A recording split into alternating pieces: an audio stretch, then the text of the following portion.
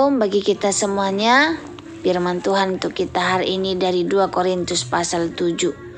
Saudara-saudaraku yang kekasih, karena kita sekarang memiliki janji-janji itu, marilah kita menyucikan diri kita dari semua pencemaran jasmani dan rohani, dan dengan demikian menyempurnakan kekudusan kita dalam takut akan Allah.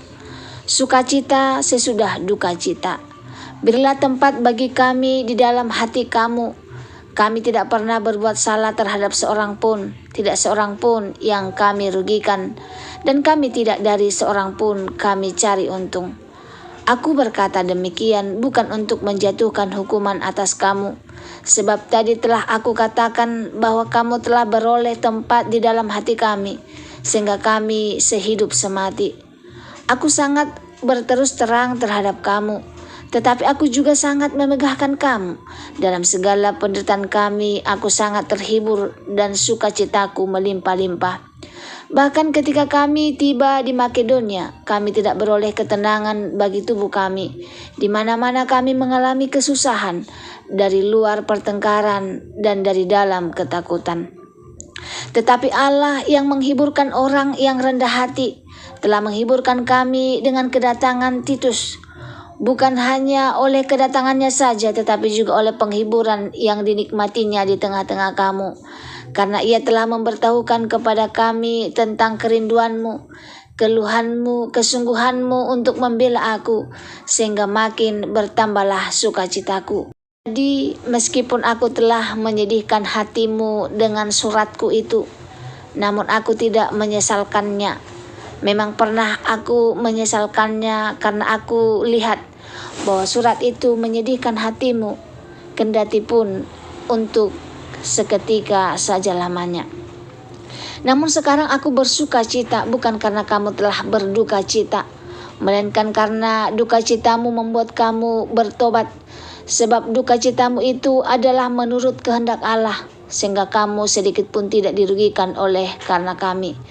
Sebab duka cita menurut kehendak Allah menghasilkan pertobatan yang membawa keselamatan dan yang tidak akan disesalkan. Tetapi duka cita yang dicari dunia ini menghasilkan kematian. Sebab perhatikanlah betapa justru duka cita yang menurut kehendak Allah itu mengerjakan pada kamu kesungguhan yang besar. Bahkan pembelaan diri, kejengkelan, ketakutan, kerinduan, kegiatan, penghukuman. Di dalam semuanya itu kamu telah membuktikan bahwa kamu tidak bersalah di dalam perkara itu. Sebab itu jika aku telah menulis surat kepada kamu, maka bukanlah oleh karena orang yang berbuat salah atau oleh karena orang yang menderita perbuatan salah, melainkan supaya kerelaanmu terhadap kami menjadi nyata bagi kamu di hadapan Allah. Sebab itulah kami menjadi terhibur, dan selain penghiburan yang kami peroleh itu, kami lebih lagi bersukacita oleh karena sukacita Titus, sebab kamu semua menyegarkan hatinya. Aku memegahkan kamu kepadanya dan kamu tidak mengecewakan aku. Kami senantiasa mengatakan apa yang benar kepada kamu. Demikian juga kemegahan kami di hadapan Titus, supaya ternyata benar.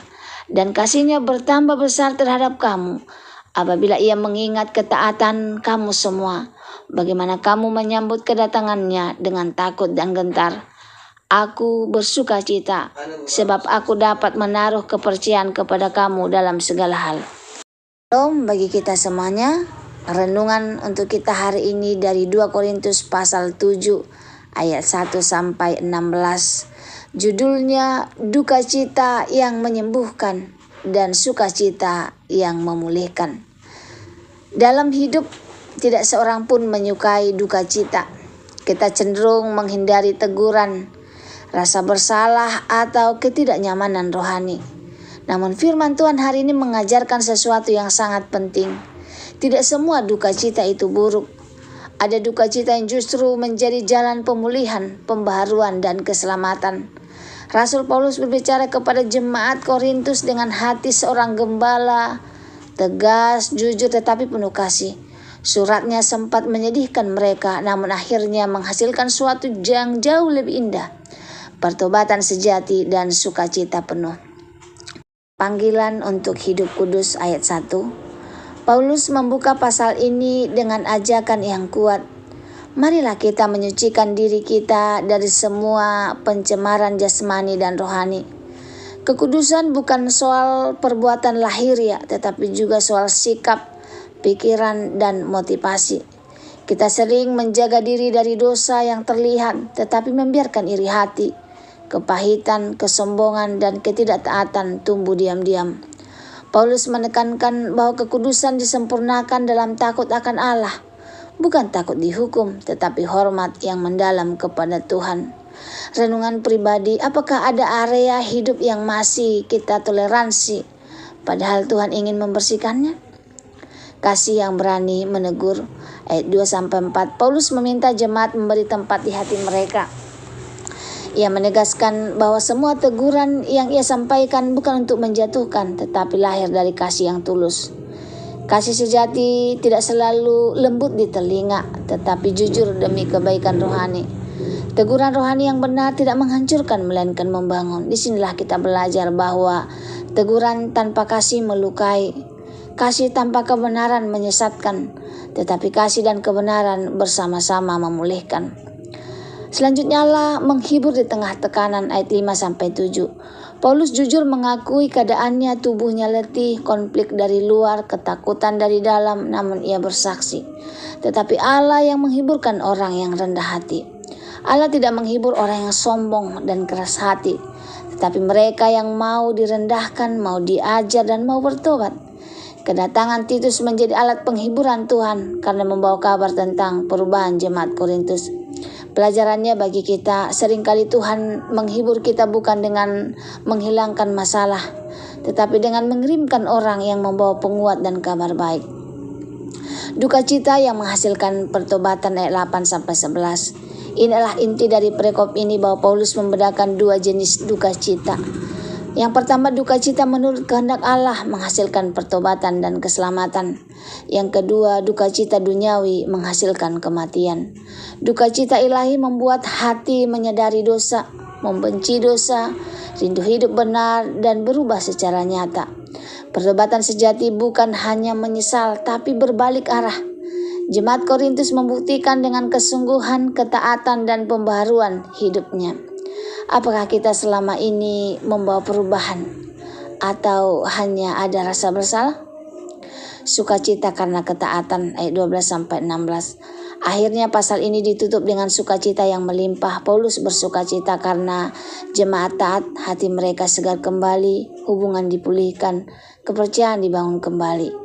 Inilah buah dari pertobatan sejati. Sukacita, pemulihan relasi, dan kepercayaan yang diperbaharui. Tuhan tidak pernah bermaksud meninggalkan kita dalam duka cita. Ia membawa kita melewatinya menuju sukacita yang lebih dalam. 2 Korintus 7 mengajarkan kita bahwa kekudusan adalah panggilan setiap orang percaya. Teguran yang lahir dari kasih membawa kehidupan. Duka cita menurut kehendak Allah bukan akhir, tetapi awal pemulihan. Pertobatan sejati selalu berbuah sukacita. Kiranya firman ini menolong kita untuk tidak menolak teguran Tuhan, melainkan menerimanya dengan hati yang lembut, supaya hidup kita semakin serupa dengan Kristus. Semoga firman Tuhan hari ini menjadi berkat bagi kita.